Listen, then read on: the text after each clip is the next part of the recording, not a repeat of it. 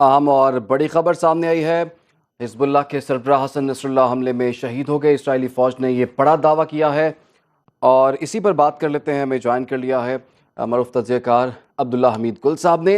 अब्दुल्ला हमीद गुल साहब, ये एक बहुत बड़ी खबर है और इसके क्या असरात खित्ते पर आप देख रहे हैं अब, अगर ये खबर दुरुस्त है तो?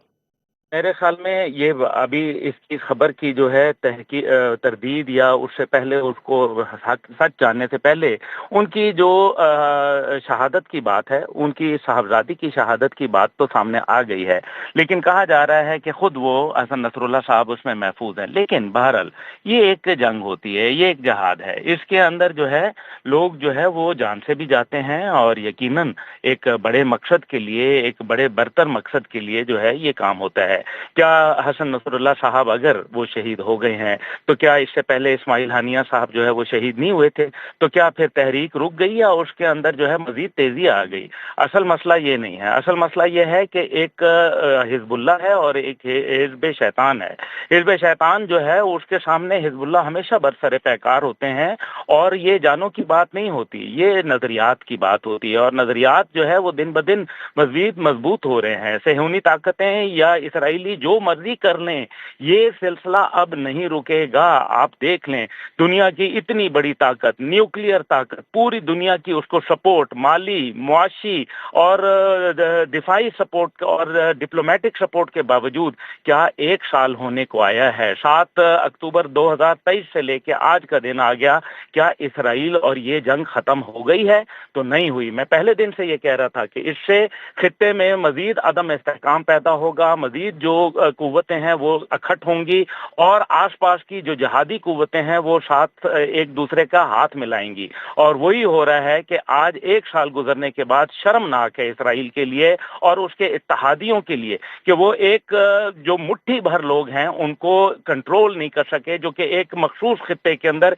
एक इंतहाई तंग, मैं तो यही कहूंगा कि जिस अभी तालीम जी। थी, इस तरह से आज वो फलस्तीनी जो है वो महशूर होके रह गए हैं। लेकिन इसका मतलब बड़ा वाज़ेह है। इसका मतलब यह है कि अल्लाह ताला का भी एक हुक्म है और उस हुक्म के हिसाब से जो मैं ये देख रहा हूँ कि ये सहूनी ताकत, ये इसराइल की नाजायज़ रियासत अब ज़्यादा देर कायम नहीं रह पाएगी।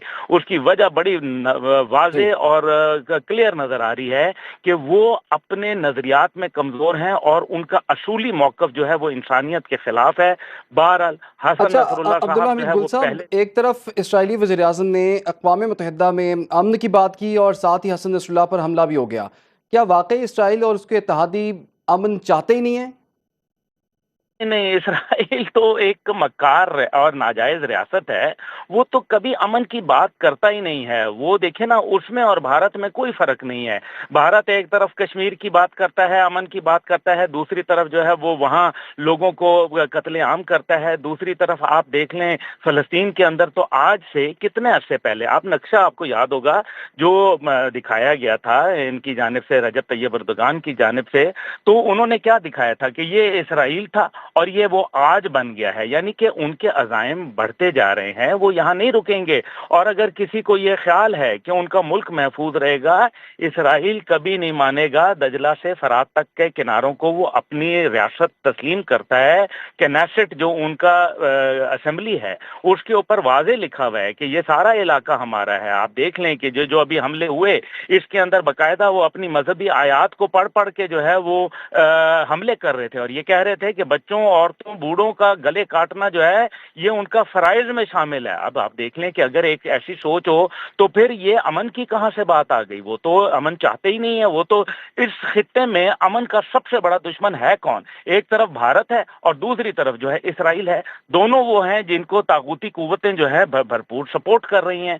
इसका मतलब तो सीधी सीधी बात है कि जो इसराइल के जो वो बोलता है वो करता नहीं है। और अब तो इसराइल जो है वो खुलेआम बोल रहा है। वो तो دیکھیں نا ان کے آرمی چیف کیا کہہ رہے ہیں, ان کے دفاع کے منسٹر کیا کہہ رہے ہیں, ان کے وزیر اعظم صدر کیا کہہ رہے ہیں. وہ بڑا واضح بول رہے ہیں, وہ کہہ رہے ہیں ہم نہیں چھوڑیں گے, ہم جب تک کہ آخری فلسطینی کو شہید نہیں کر دیں گے ہم نہیں مانیں گے. اب ہم مسلمان جو ہیں وہ پتہ نہیں کس خواب غفلت کے اندر بیٹھے ہوئے ہیں. اور میں یہ سمجھتا ہوں کہ وزیر اعظم صاحب نے کل بہت اچھی تقریر کی ہے, اس میں کوئی شک نہیں, اور کوئی بھی وزیر اعظم ہوتے تو ان کو یہی تقریر کرنی چاہیے تھی. لیکن ساتھ ہی ساتھ یہ ہے کہ یو این کے کردار کو سراہنا, میں سمجھتا ہوں کہ یہ کوئی مناسب اقدام نہیں تھا, کیونکہ یو این جو ہے وہ تو ایک امریکہ کا ایک میرے خیال میں سیکنڈ ہوم بن کے رہ گیا ہے, اسرائیل کو پروٹیکشن دینے کے لیے رہ گیا ہے. کیا یہی یو این جو ہے, جب ہم نے دیکھا کہ بوسنیا کے اوپر معاملہ ہوا, یا کبھی جو ہے وہ ایسٹرن تیمور کے اوپر ہوا, یا ہم نے دیکھا کہ سوڈان کے اوپر ہوا, تو یہی یو این جو ہے یہ اس نے اپنی فوجیں بھیجنی صومالیہ کے اندر, کانگو کے اندر. لیکن آج جب انسانیت تڑپ رہی ہے, آج جب انسانیت بلک رہی ہے, دہشت گردی ہو رہی ہے ریاستی سرپرستی کے اندر, تو کیا آج جو ہے وہ یو این جو ہے وہ اپنی فورسز کو نہیں بھجوا سکتا؟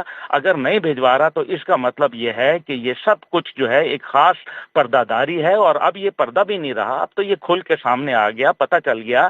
تو میں یہ سمجھتا ہوں کہ یو این اور باقی لوگوں کا کردار جو ہے وہ نہ انسانی ہے اور نہ اخلاقی ہے اور نہ ہی وہ قانونی ہے. تو ایسی صورتحال کے اندر ہمیں مل کے ایک ایسا اتحاد جنم دینا پڑے گا جس سے کم از کم ہم معاشی طور پر اور سیاسی طور پر ہم اسرائیل کا مکمل بائیکاٹ کریں. لیکن افسوس یہ ہے کہ چند اسلامی ممالک جو ہیں وہ اسرائیل کے ساتھ ابھی بھی ان کے روابط جو ہیں بڑے مضبوط ہیں, ان کا گٹھ جوڑ جاری ہے. مسلمان کو ہمیشہ کمزور مسلمان نے خود کیا, ورنہ قسم خدا کی کوئی غیر مسلم جو ہے مسلمان کو کمزور نہیں کر سکتا, کیونکہ اللہ کے مجاہد جو ہوتے ہیں ان کے اندر بڑی طاقت ہوتی ہے, ان کے اندر سچ کی طاقت ہوتی ہے, اور سچ کا مقابلہ کوئی دنیا کی طاقت نہیں کر سکتی. جی ٹھیک ہے. چیئرمین جوانان پاکستان عبداللہ گل صاحب نے ہمیں جوائن کیا تھا, اس حوالے سے اپنی وہ پوائنٹ آف ویو سے آگاہ کرے تھے. سر بہت شکریہ آپ کا.